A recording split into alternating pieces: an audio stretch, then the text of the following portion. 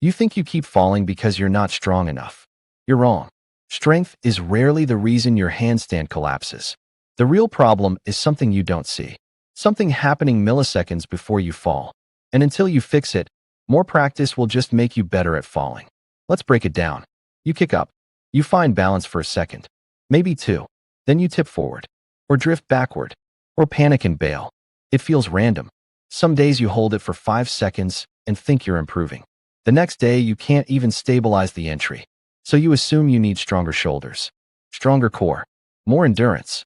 You train harder, but your balance still feels fragile. Here's why that's frustrating. You're putting in effort. You're sweating. You're trying. Yet your body doesn't respond consistently. It feels like you're missing something. You are. Balance is not about holding still. It's about constant correction. A handstand is a moving system that looks still. Think of balancing a broomstick on your palm. You don't freeze it in place. You make tiny adjustments under it. Your handstand works the same way. The hidden reason you keep falling is this. You're reacting too late. Balance lives in your hands. Specifically, in your fingers.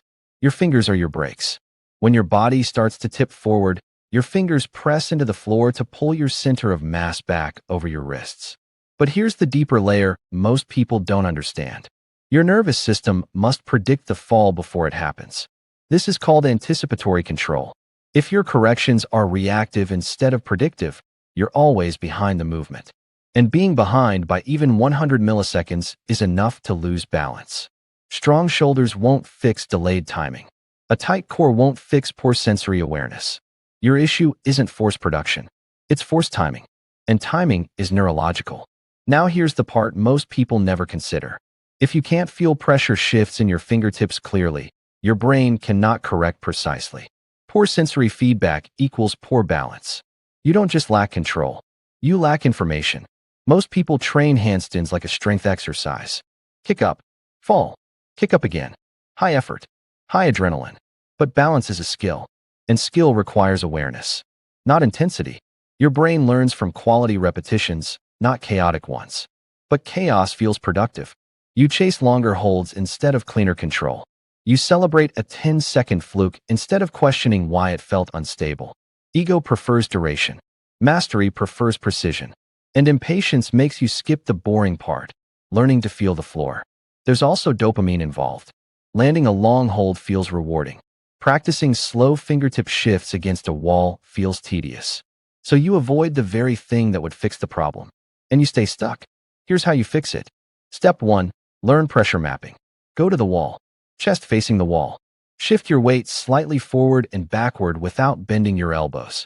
Feel the pressure move from palm to fingertips. Your goal is not to hold long. Your goal is to detect subtle shifts. Train sensation before duration. If you cannot feel pressure clearly, you cannot control it. Step 2. Train micro-corrections. In a freestanding attempt, don't aim for a long hold. Aim for controlled saves. Intentionally lean slightly forward and use your fingertips to bring yourself back. Small lean, small correction. You are teaching your nervous system timing, not strength. Slow down the entry. On the first 2 seconds. That's where most falls begin. Remember, your handstand fails before you notice it. Step 3. Reduce kick-up chaos. Most balance problems start at entry. If you kick too hard, your nervous system goes into survival mode. Instead, practice controlled, repeatable kick-ups at 70% power. Same trajectory, same force. Every time. Consistency builds prediction. Prediction builds balance. Your handstand doesn't fail because you're weak. It fails because you're late. Balance is not about holding your body still in space. It's about teaching your nervous system to move before you fall. Master the timing, and strength becomes useful. Ignore it, and strength becomes irrelevant. Control is quiet. And the best handstands don't look impressive. They look inevitable.